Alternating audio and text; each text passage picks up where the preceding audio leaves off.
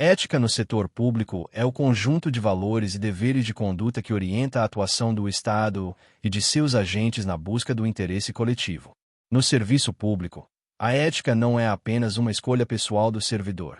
Ela é um requisito do exercício da função, porque o agente administra bens, recursos e decisões que pertencem à sociedade. Por isso, a ética pública se relaciona diretamente com confiança, legitimidade e qualidade dos serviços prestados. Uma ideia central para provas é diferenciar ética, moral e legalidade. A legalidade aponta o que a lei permite ou proíbe. A moral se conecta aos costumes e valores de um grupo social. A ética é a reflexão sobre o que é correto fazer, mesmo quando a lei não detalha todas as situações.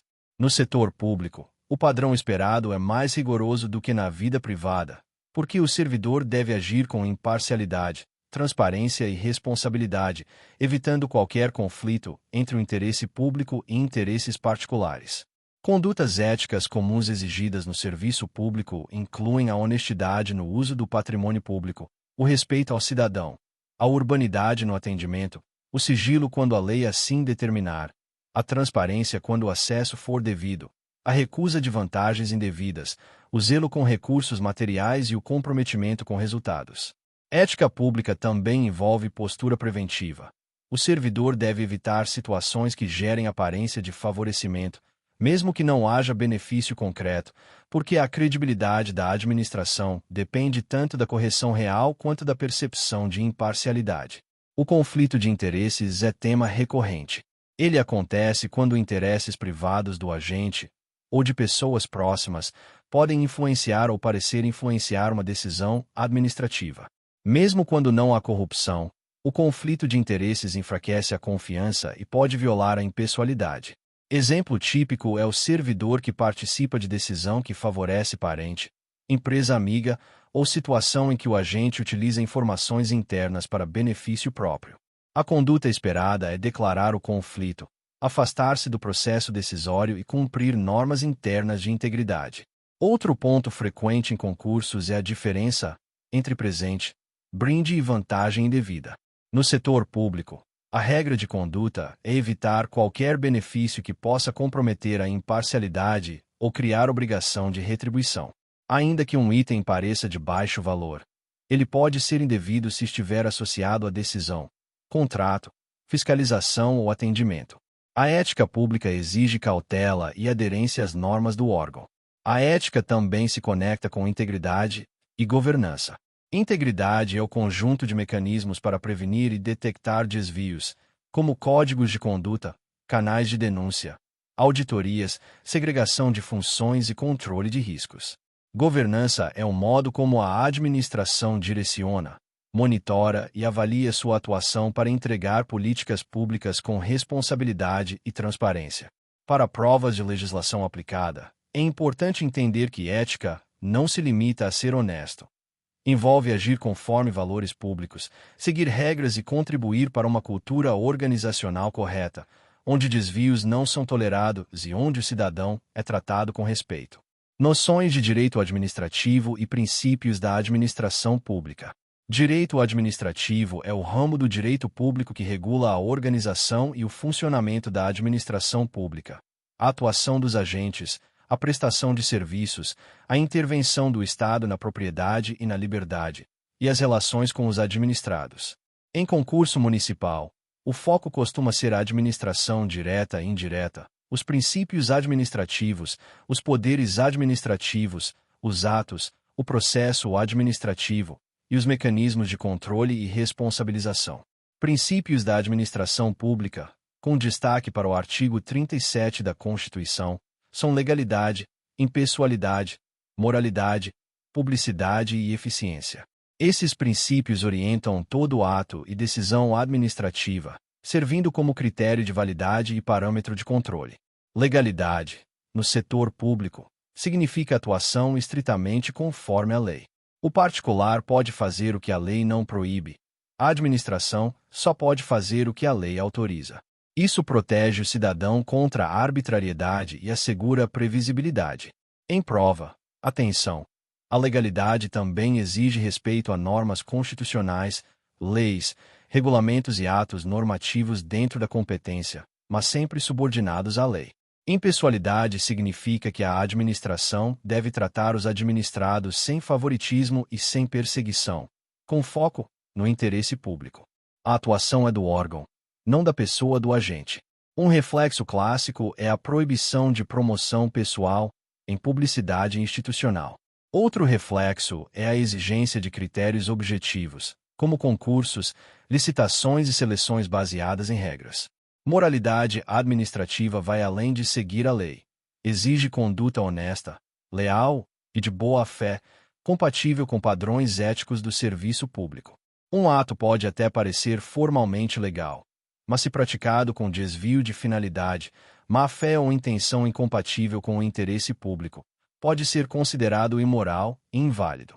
Moralidade é muito cobrada em questões que envolvem nepotismo, favorecimento, uso de bens públicos para fins particulares e manipulação de processos. Publicidade é o dever de dar transparência à atuação administrativa, permitindo conhecimento e controle social. Publicidade é regra, sigilo é exceção. Publicidade também tem função de eficácia, porque certos atos só produzem efeitos após publicação oficial, como nomeações e atos normativos. Em provas, é comum a distinção entre publicidade como transparência e publicidade como requisito formal de validade ou eficácia. Eficiência é o dever de produzir bons resultados com economicidade, qualidade e rapidez adequada. Eficiência não autoriza descumprir a lei. Ela orienta a gestão para que o serviço público seja prestado com padrão elevado. Em questões, eficiência aparece ligada a planejamento, metas, avaliação de desempenho, simplificação de processos e melhoria do atendimento ao cidadão. Além do artigo 37, é útil lembrar que a administração pública se organiza em administração direta, composta por órgãos integrados aos entes federativos, e administração indireta, composta por entidades com personalidade jurídica própria, como autarquias, fundações públicas, empresas públicas e sociedades de economia mista, cada qual com regime e finalidades específicas. Em concurso municipal de ensino médio, geralmente se cobra noção. A autarquia presta atividade típica de Estado e tem regime predominantemente público. Empresa pública e sociedade de economia mista têm personalidade de direito privado e atuam com maior flexibilidade, mas obedecem a princípios e a controles próprios do setor público. Poderes administrativos. Os poderes administrativos são instrumentos jurídicos concedidos à administração para alcançar o interesse público. Não são poderes pessoais do agente, são deveres-poderes, porque devem ser exercidos quando necessários, e sempre dentro da lei. Poder hierárquico é o poder de organizar a estrutura interna, distribuir competências, orientar, fiscalizar, delegar e avocar. Delegação é transferir o exercício de competência a outro agente ou órgão, quando a lei permitir. Avocação é chamar para si competência atribuída a subordinado, em regra de forma excepcional e por motivos relevantes.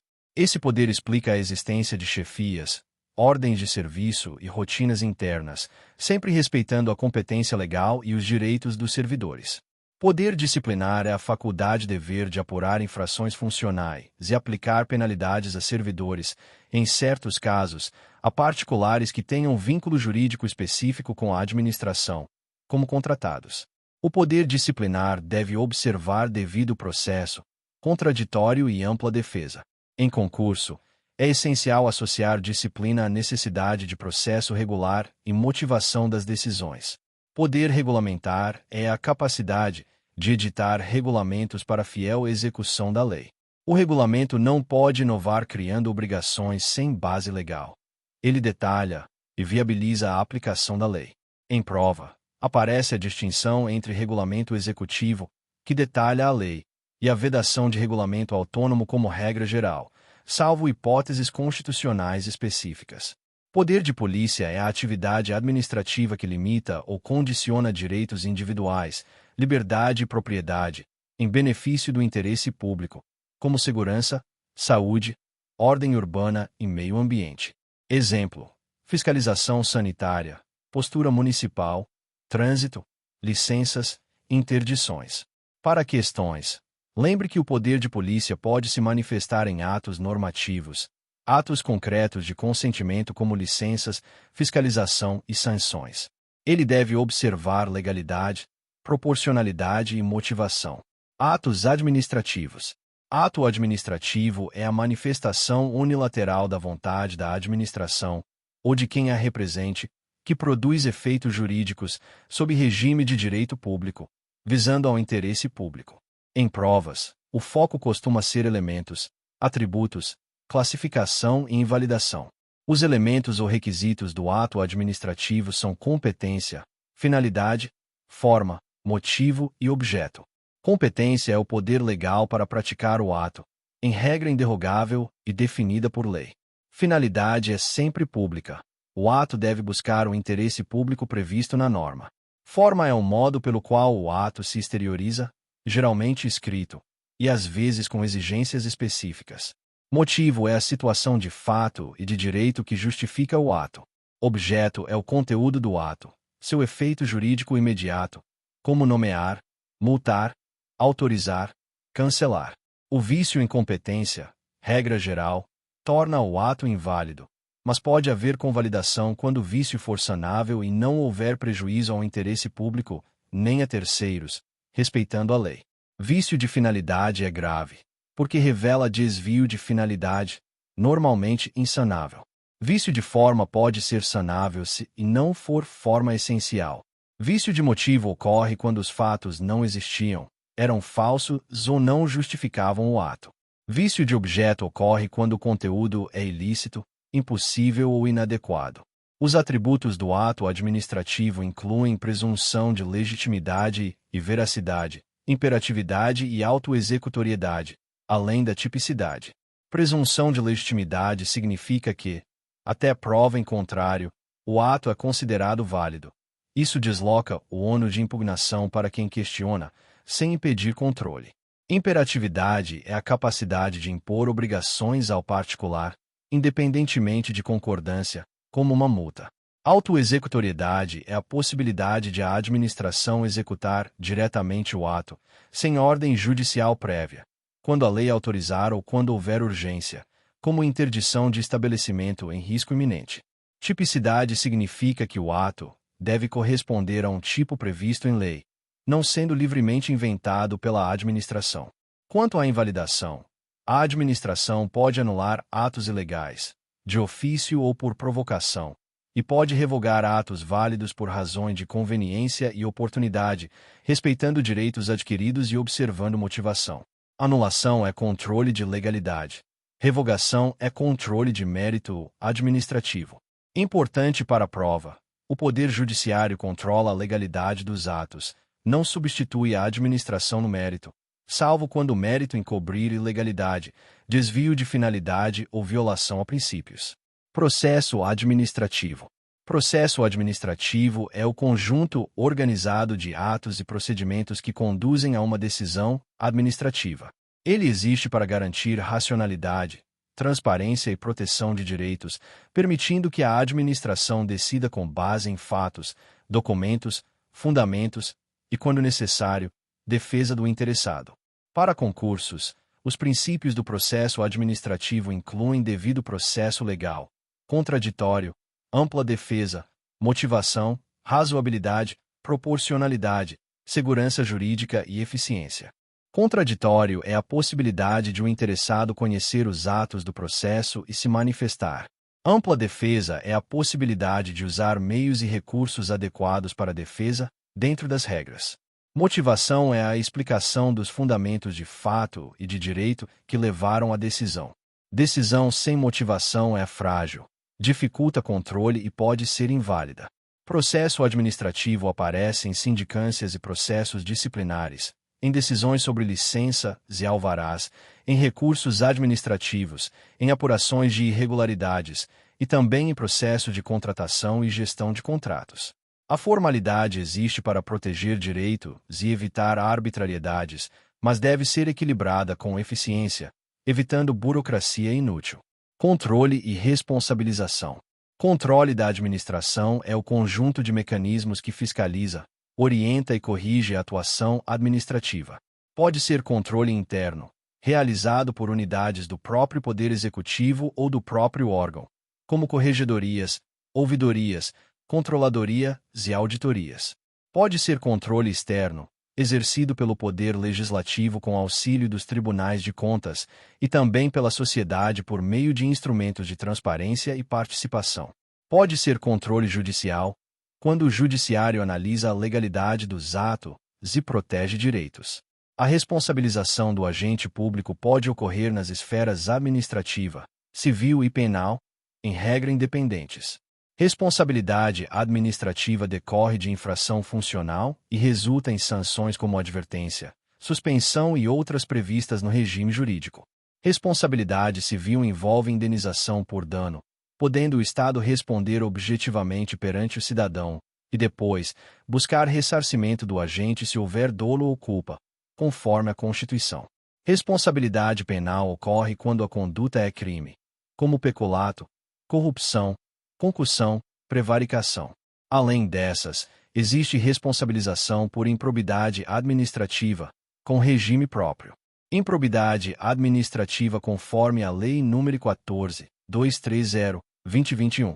Improbidade administrativa é uma forma qualificada de responsabilização por condutas ilícitas que violam deveres fundamentais da administração. A Lei nº 14.230/2021 reformou profundamente a Lei de Improbidade, com impacto direto em concursos. O ponto mais importante para memorizar é a centralidade do dolo. A regra geral passou a exigir dolo para caracterizar improbidade, isto é, vontade livre e consciente de alcançar o resultado ilícito, afastando a improbidade por mera culpa na maior parte das hipóteses. A improbidade exige que a conduta seja típica, ou seja, se enquadre nas hipóteses previstas em lei. A reforma valorizou segurança jurídica, tipicidade e exigência de demonstração clara do elemento subjetivo. Isso não significa tolerância com irregularidades, mas diferencia erro administrativo, falha de gestão e ineficiência, que podem gerar responsabilidade administrativa ou civil, da improbidade, que pressupõe desonestidade qualificada.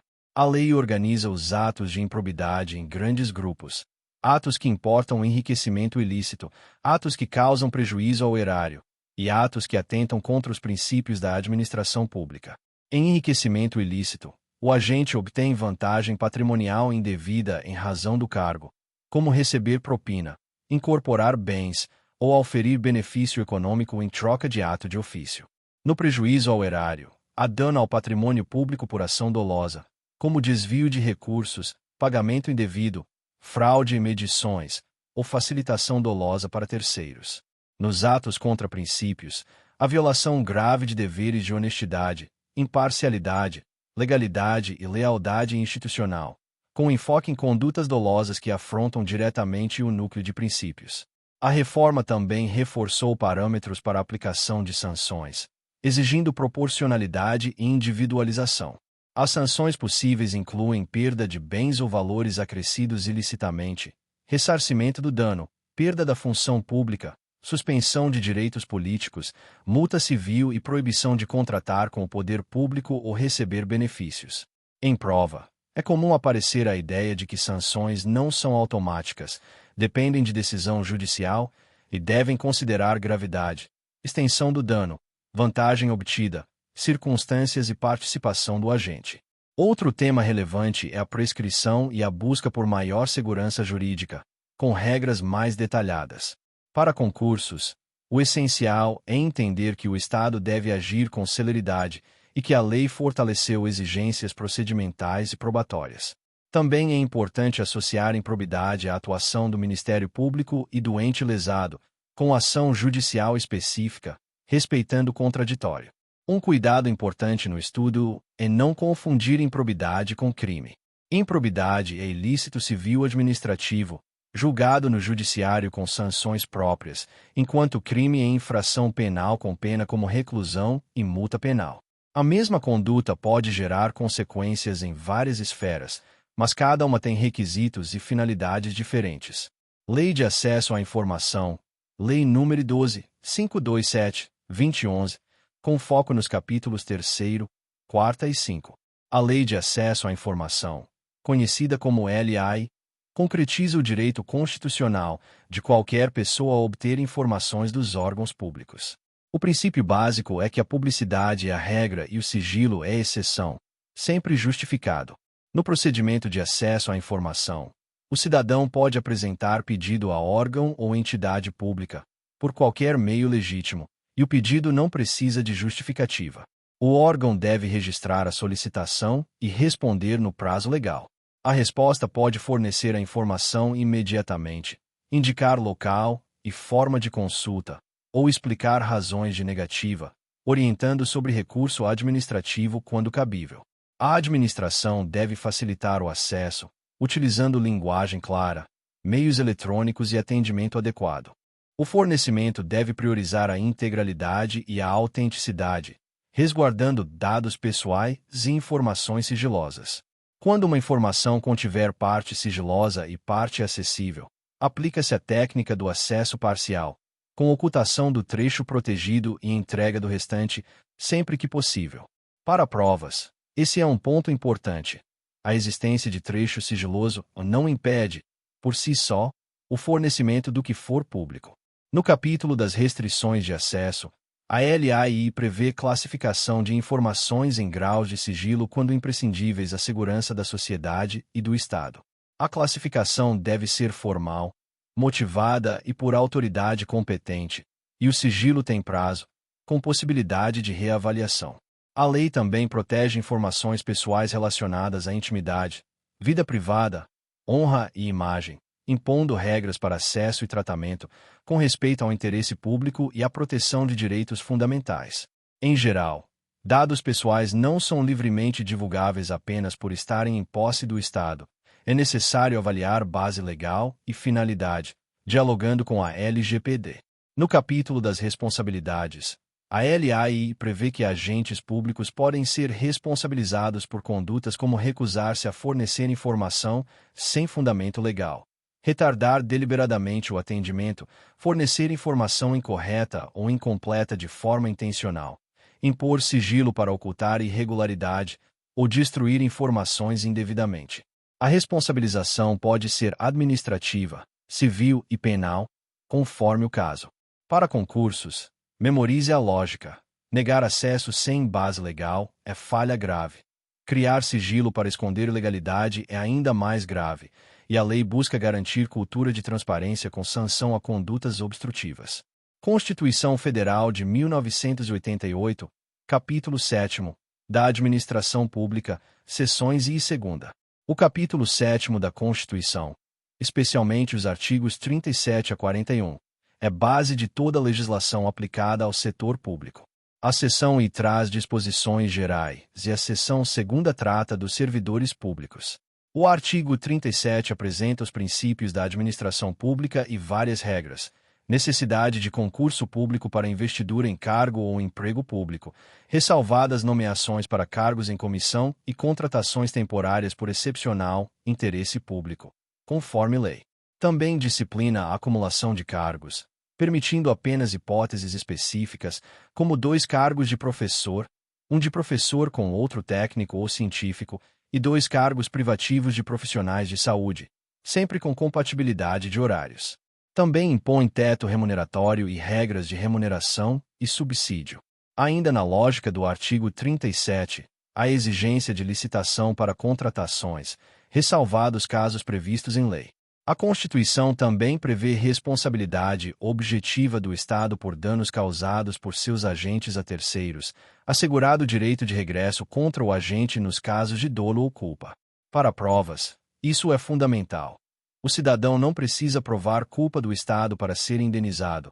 O Estado responde objetivamente, mas pode cobrar do agente se ele agiu com dolo ou culpa.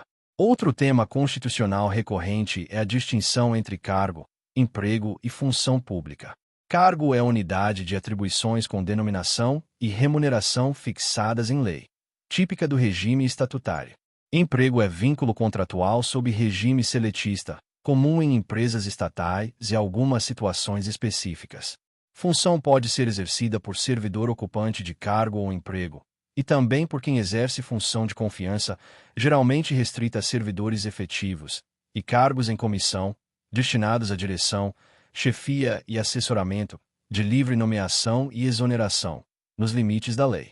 A seção segunda aborda servidores públicos e inclui regras sobre regime jurídico, direitos e garantias, com destaque para a estabilidade. Em termos constitucionais, o servidor nomeado para cargo de provimento efetivo em virtude de concurso adquire estabilidade após 3 anos de efetivo exercício, desde que aprovado em avaliação especial de desempenho.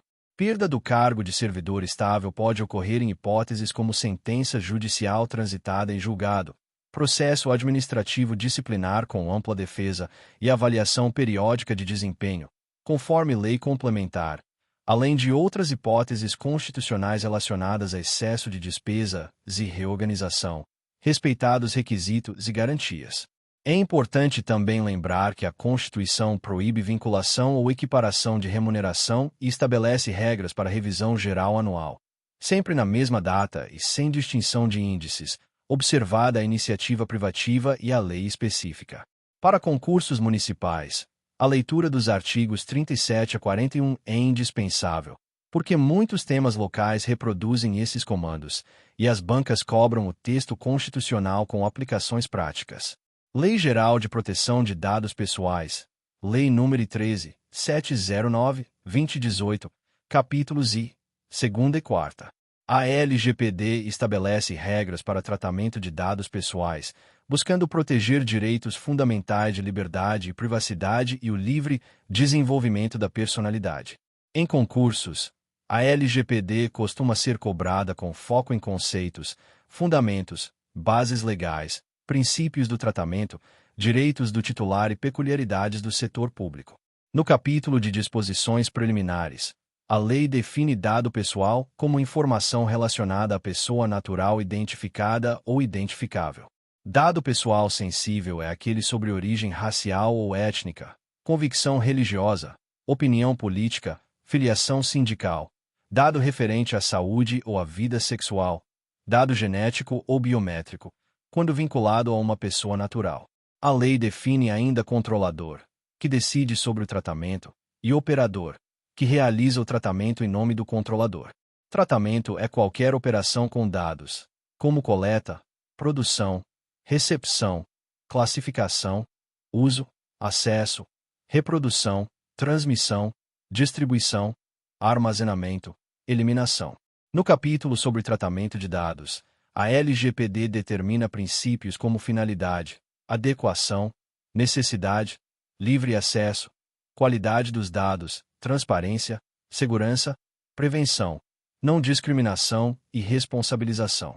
Em prova, esses princípios aparecem em situações práticas, como exigir somente dados necessários para um cadastro, informar claramente por que e para que os dados são coletados, manter dados atualizados, evitar vazamentos e impedir uso discriminatório. As bases legais do tratamento variam. No setor privado, consentimento é comum, mas no setor público muitas operações se baseiam em obrigação legal, execução de políticas públicas, execução de contratos, proteção da vida, tutela da saúde, legítimo interesse em certos limites e proteção do crédito, entre outras hipóteses previstas. Para o serviço público, é essencial entender que consentimento não é a base padrão para atividades típicas do Estado. A administração trata dados porque precisa cumprir deveres legais e executar políticas públicas. Mesmo assim, deve respeitar princípios, transparência e segurança. No capítulo 4, que trata do tratamento pelo poder público, a LGPD estabelece que órgãos e entidades podem tratar dados para execução de políticas públicas previstas em leis e regulamentos ou respaldadas em contratos, convênios e instrumentos congêneres, observadas as regras. Também há exigência de transparência. A administração deve informar de forma clara as hipóteses de tratamento. Quando houver compartilhamento, deve explicitar finalidade, procedimentos e boas práticas, resguardando dados sensíveis e dados protegidos por sigilo legal. Tema muito cobrado é compartilhamento de dados no poder público. A regra é que o compartilhamento deve atender finalidade pública e ter base legal, com medidas de segurança e governança. Não é porque um órgão tem o dado que pode repassá-lo livremente. O tratamento deve ser compatível com a finalidade original. E a administração deve adotar controles de acesso, registros, gestão de perfis, criptografia quando necessário, e políticas de retenção e descarte. Vazamento e acesso indevido podem gerar responsabilização, inclusive administrativa, e podem configurar violação a deveres funcionais. Outro ponto recorrente é a compatibilização entre LAI e LGPD. A LAI garante acesso a informações públicas, mas a LGPD protege dados pessoais. A solução está em ponderar. Informações de interesse público devem ser divulgadas, mas dados pessoais devem ser protegidos, usando anonimização quando possível, fornecimento parcial e critérios legais.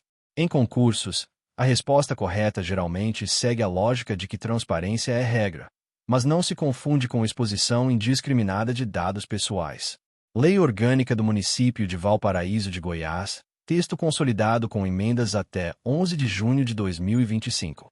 A Lei Orgânica Municipal é a norma mais importante no âmbito do município, funcionando como a Constituição local, sempre subordinada à Constituição Federal e à Constituição do Estado. Ela organiza o município, define competências, estrutura os poderes executivo e legislativo, dispõe sobre a administração pública municipal, finanças, orçamento, políticas urbanas e sociais, e estabelece bases para servidores e serviços públicos locais. Como o edital menciona texto promulgado em 1999 e revisado por emendas até 2025, é fundamental estudar a versão consolidada mais recente, pois emendas podem alterar artigos sobre estrutura administrativa, competências, organização de secretarias, regras de iniciativa legislativa, mecanismos de controle, regime de servidores, políticas públicas e instrumentos urbanísticos. Para a prova, o estudo costuma cobrar noções de competência municipal, funcionamento da Câmara, atribuições do prefeito, processo legislativo local, orçamento municipal e regras gerais de administração, frequentemente em linha com a Constituição. Em termos gerais, a lei orgânica costuma disciplinar matérias como competência do município para legislar sobre interesse local e suplementar legislação federal e estadual no que couber, instituição e arrecadação de tributos municipais, organização e prestação de serviços públicos, inclusive concessões e permissões conforme lei, administração do patrimônio público municipal, planejamento urbano, uso e ocupação do solo, políticas de desenvolvimento, proteção ao meio ambiente, saúde, educação e assistência social, em colaboração federativa. No eixo da organização dos poderes, a lei orgânica normalmente define estrutura e competências da Câmara Municipal, regras de sessões, mesa diretora, comissões, fiscalização do Executivo e processo legislativo com sanção e veto. Também define competências do prefeito, como nomear e exonerar secretários e servidores nos termos da lei, sancionar e promulgar leis, editar atos regulamentares, apresentar planos e relatórios, prestar contas, encaminhar orçamento e executar políticas públicas. No eixo de administração pública municipal, a lei orgânica geralmente reafirma princípios constitucionais e regras sobre concurso público, cargos em comissão e funções de confiança, regime jurídico dos servidores e padrões de gestão. Pode trazer dispositivos sobre transparência, controle interno, ouvidoria, participação popular e regras de responsabilização de agentes políticos e servidores, sempre conforme Constituição e legislação federal. Para concursos, a recomendação prática é ler a lei orgânica com foco em capítulos de administração pública, servidores, finanças e orçamento, e competências dos poderes. Como se trata de norma local com atualizações por emendas, a cobrança pode incluir detalhes como prazos, competências específicas, ritos de apreciação de contas, limites e vedações. Por isso, a base segura é trabalhar sempre com o texto consolidado mais recente disponibilizado pelo município ou pela Câmara, conferindo a atualização até 11 de junho de 2025 conforme o edital. Plano de cargos, carreiras e remuneração. Lei Complementar número 138, de 2025, e outras providências. O Plano de Cargos, Carreiras e Remuneração conhecido como PCCR, é a norma que organiza a vida funcional dos servidores, estruturando cargos, carreiras, formas de provimento, evolução, remuneração e critérios de desenvolvimento. Em concursos, o PCCR costuma ser cobrado em pontos como conceitos de cargo, carreira, classe, nível, referência, padrões de vencimento, progressão e promoção, bem como regras de jornada, gratificações, adicionais, avaliação de desempenho e requisitos de qualificação. Em geral, um PCCR define o quadro de pessoal, descreve cargos e atribuições, estabelece requisitos de escolaridade, fixa tabelas de vencimento e institui mecanismos de progressão. Progressão geralmente é a mudança para referência superior dentro da mesma classe, ligada a tempo de serviço, desempenho e capacitação. Promoção costuma ser a passagem para a classe superior, com requisitos mais rigorosos, como titulação, cursos, avaliações e interstício. O PCCR também pode prever estágio probatório, avaliação periódica, regras de lotação e movimentação, além de adicionais como insalubridade e periculosidade quando cabíveis, e gratificações por função, chefia ou desempenho, conforme critérios legais. Como o edital menciona especificamente a Lei Complementar número 138 de 2025, a preparação deve incluir leitura do texto integral para identificar regras próprias do município, como nomenclatura de níveis e classes, percentuais, prazos de interstício, critérios de avaliação, hipóteses de afastamento que contam ou não contam para a progressão, e regras de reenquadramento. Esses detalhes variam muito de um município para outro e são o tipo de cobrança que banca gosta de fazer por ser conteúdo local. Apesar dessa variação, existem pontos estruturais comuns. O PCCR busca garantir isonomia interna, previsibilidade remuneratória e valorização por mérito e qualificação. Ele também estabelece deveres de capacitação, em alguns casos, obrigações do município de ofertar formação. Em provas, é comum a banca questionar diferença entre vencimento básico e remuneração total, lembrando que vencimento é a parcela fixa do cargo, enquanto remuneração pode incluir vantagens permanentes e temporárias conforme lei. Também é comum cobrar que vantagens e gratificações só podem ser criadas por lei e devem respeitar teto e regras constitucionais. Integração dos temas para a prova e para a prática. Para acertar questões de legislação aplicada ao setor público, a melhor estratégia é integrar os assuntos. Ética pública e princípios constitucionais formam a base. Direito administrativo explica como a administração atua por meio de poderes, atos e processos. Controle e responsabilização mostram como corrigir desvios. Improbidade administrativa é uma via específica de responsabilização por atos dolosos graves.